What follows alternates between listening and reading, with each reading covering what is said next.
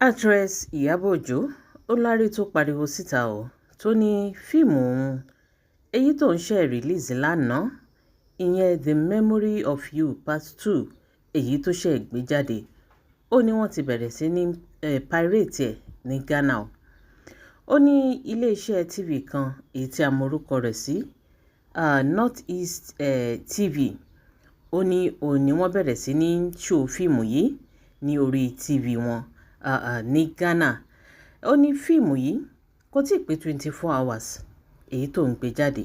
Ó ní láìpẹ́ náà ní Bímbọ́ ó náà pariwo síta wípé àwọn fíìmù àwọn tí àwọn ń ṣe ní Nàìjíríà ó ní àwọn ará Ghana ó ní wọ́n ń gbé sí orí TV wọn tó sì jẹ́ wípé wọ́n ń ṣò rẹ̀ fún àwọn èèyàn lọ́fẹ̀ẹ́ lófò tí àwọn sì fi ń pa owó. Ó pariwo síta nígbà náà lọ́hùn. Bẹ́ẹ̀ náà ni ọ̀pọ̀lọpọ̀ àwọn òṣèré àwọn náà ti ń sọ lábẹ́lẹ̀ tí wọ́n ti ń sọ wípé àwọn iṣẹ́ àwọn tí àwọn ń gbé sí orí YouTube ṣe ni àwọn ilé-iṣẹ́ kọ̀ọ̀kan ní Ghana tí wọ́n ń gbé tí wọ́n sì ń gbé sí orí TV wọn láti fi pa owó. Ìdí nìyí tí Iyabo Ojo tóun náà ṣe pariwo síta o nípa fíìmù ẹ̀ èyí tó ṣe gbé jáde tí wọ́n sì bẹ̀rẹ̀ sí ní ṣò ní Ghana lórí TV wọn tí ò tí ì pé 24 hours ẹni ẹlẹ́ni tí ò tí ì pa owó kankan níbi fíìmù yìí tí àwọn oníṣẹ́ ibi yìí tí wọ́n sì ti bẹ̀rẹ̀ sí ní gbé káàkiri ní Ghana. Lọ́wọ́lọ́wọ́ báyìí Iyabo Ojo tépétépé tìbínú ni arábìnrin yìí tó fi jáde torí wípé ó ká lára gidi gan ni. Ó di dandan kó ká lára torí pé kì í ṣe owó kékeré òun ló ná sí orí fíìmù yìí nígbà tí èèyàn bá fi millions of naira tó fi ṣiṣẹ́ tí àwọn ẹni ibi àwọn ẹni ibú yìí tí wọ́n wá fẹ́ sọ di gbèsè mọ́ lọ́wọ́ ó di dandan yóò sì pariwo síta tìbínú tèpè kódà ó tún pe Amadioha sí wọn pẹ̀lú ọ̀rọ̀ tó wà nílẹ̀ yìí ọ̀rọ̀ wọn tó bẹ́ẹ̀ ó jù bẹ́ẹ̀ lọ ẹ̀yin tèmi àwọn ìwà burúkú yìí kì í ṣe tó bójúmu rárá. Kódà níbi tí ọ̀rọ̀ náà ká Iyabo Ojo lára dé ó tún pe àkíyèsí president Ghana sí ọ̀rọ̀ tó wà nílẹ̀ yìí pé kí wọ́n wá nǹkan ṣe sí àwọn ọmọ ìlú wọn pẹ̀lú àwọn iṣẹ́ oníṣẹ́ èyí tí wọ́n ń kọ́pì tí wọ́n sì ń gbé sí orí TV station wọn láti fi make owó. Eléyìí kì í ṣe nǹkan tó bójúmu rárá. Tó bá ṣe láti ọ̀dọ̀ wa ni gbogbo orúwà báyìí tí wọ́n ti ń ṣe wọ́n ní àwọn ọmọ Nàìjíríà olè ni wọ́n kò sórúkọ tí wọn ò ní pè wá tán ẹ̀yin náà wá wò ó ṣé gbogbo orúwà báyìí ṣó bójúmu. Iyabo Ojo ti pariwo síta o ẹ jẹ́ ká gbọ́ nǹkan tí Iyabo Ojo sọ. I woke up this morning. As you all know, I dropped my movie yesterday, The Memory of You Part 2, the final concluding part.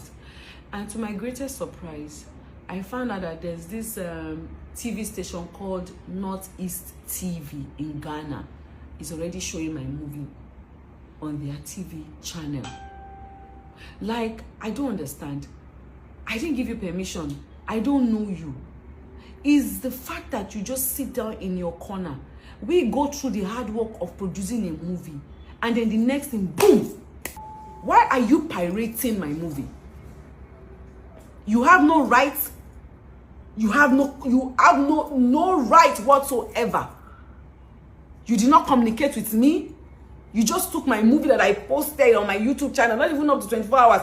Boom! You put it on your TV for people to watch for free, and then you make money and you expect that your life will be better.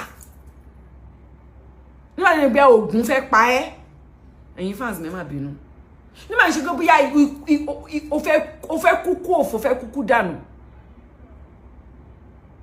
You carried my movie, whoever it is that is behind that any TV and any other TV, because I heard that is what you people have been doing, because I remember Bimbo came out to complain, and I even thought that lady Kufu Idanku, the last time I thought maybe they found something to do about this, because I also heard they said maybe we are cloud chasing. I don't understand cloud chasing as in how can someone spend so much money to produce a movie and then the next thing is that they are putting it on their TV stations in Ghana?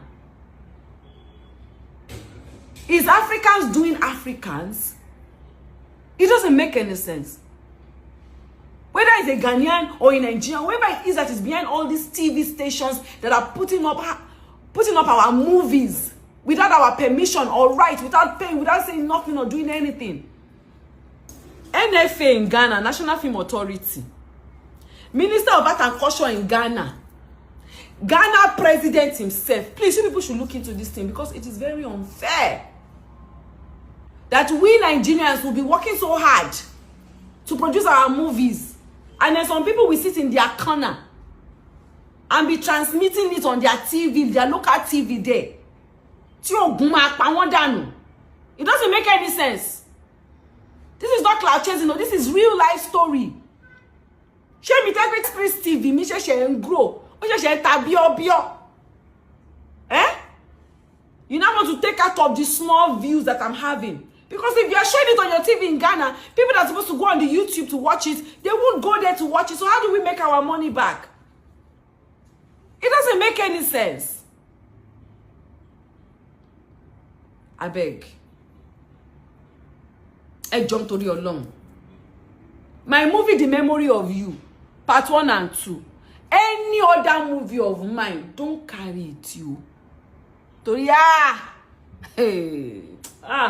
èpè ò ní ìwé mọ́ kò síbi tó fẹ́ lọ. Síbi ìfẹ́ ṣe. Ọlọ́run. Ò ní lè wẹ̀ mọ́. A word is enough for the wise, yo. Someone will work very hard, and then you will not carry the job and go and put it on your TV channel. Inola Jo TV channel yín yẹn o. Ogunlapa TV channel àti ẹ̀yin tẹ́ ní àti ẹ̀yin tẹ́ jọ jókòó tẹ́ jọ transmit ẹ̀. Do you know how many millions that was spent in producing that movie that you see like that?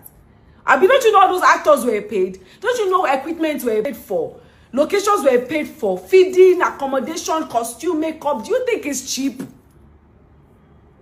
Then you now take the movie and start showing it on your TV channel without paying a dime, a kobo, without contacting the person. Ourselves, our brothers, our sisters, but we are the same ones, same people doing ourselves. Whoever you people are, as you gather to destroy the handwork of someone who is struggling and putting on effort to survive, may God and the thunder in heaven strike you dead.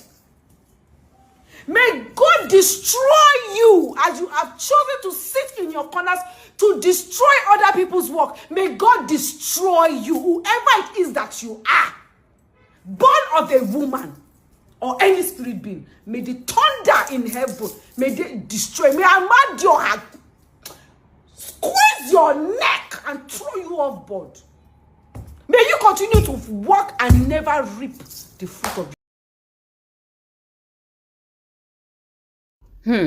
abẹ́rẹ́ ọ̀rọ̀ lẹ́gbọ́ lẹ́nu Iyabo Ojo yìí ṣerúwà báyìí náà ṣòbójúmu bó o lèèyàn ṣe ní ṣépè ṣé ọ̀rọ̀ wọn ò tọ́ ṣépè lóòótọ́ ẹ̀rí bó ṣe ká Iyabo Ojo lára èmi ò tún tí ì rí Iyabo nírú condition báyìí rí pé èèyàn tó bínú tán báyìí débi wípé tó wá bẹ̀rẹ̀ sí ní ṣépè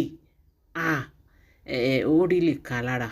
Ọ̀rọ̀ náà ká Iyabo Ojo lára ẹ̀yin tèmi ọ̀rọ̀ ló wà ńlẹ̀ yìí kí ni tẹ́yin náà rò lórí ọ̀rọ̀ tó wà ńlẹ̀ yìí kí lẹ lérò wípé Iyabo Ojo ló ṣe pẹ̀lú gbogbo ara tí wọ́n fi fíìmù rẹ̀ dá fíìmù tí ó ti pé 24 hours tí wọ́n sì ti bẹ̀rẹ̀ sí ní pirate kí ni ẹ lérò pé ó lè ṣe nírú situation báyìí ẹ fi dáhùn yín ẹ fi sí orí comment section ẹ jẹ́ ká jọ sọ ẹ jẹ́ ká jọ jọ gẹ́gẹ́ bí a ṣe máa ń ṣe ní orí ìkànnì yìí abẹ́rẹ́ wípé nǹkan ń bẹ